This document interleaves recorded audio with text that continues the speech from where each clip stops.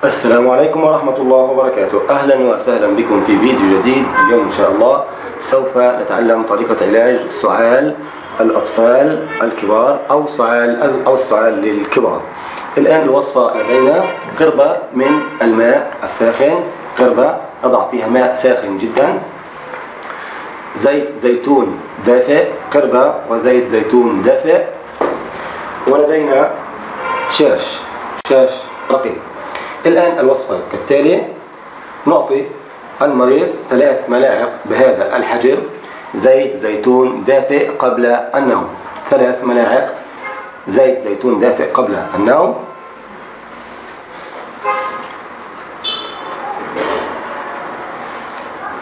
بعد ذلك يتم طبعا 3 ملاعق سوف نعطي المريض. يتم تدهين صدر المريض بزيت الزيتون الدافئ، يتم تدهين الصدر بهذا الشكل كما تشاهدين حتى الرقبة، تدهين بشكل جيد بزيت الزيتون الدافئ حتى الرقبة. بعد ذلك نضع القربة هذه داخل جراب أو قطعة قماش حتى تبتعد درجة الحرارة عن الصدر مباشرة، هكذا بهذا الشكل. الآن بعد ذلك نضع هذه القربة الماء الساخن على صدر المريض بهذا الشكل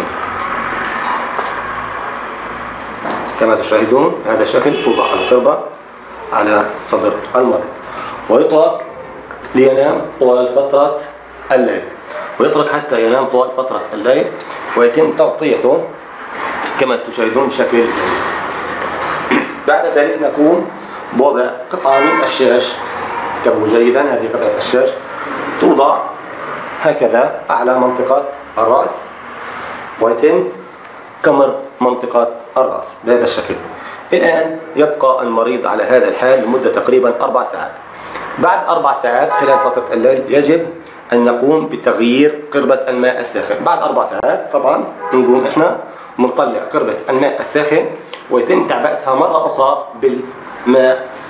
هذه القربة يتم تعبئتها مرة أخرى بالماء الساخن ونضعها على صدر الطفل أو المريض بالسعال، مرة أخرى نضعها على الصدر بهذا الشكل، ويتم تغطيته مرة أخرى وترك هذه الشاشة البسيطة بهذا الشكل على صدر ووجه المريض بهذا الشكل تبقى.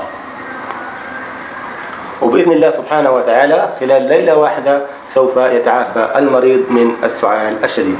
نتمنى أن يستفيد كل الإخوة الذين يعانون من السعال الشديد أو الكحة من هذه الوصفة، ولا تنسونا من خالص دعاءكم. بارك الله فيكم، والسلام عليكم ورحمة الله وبركاته.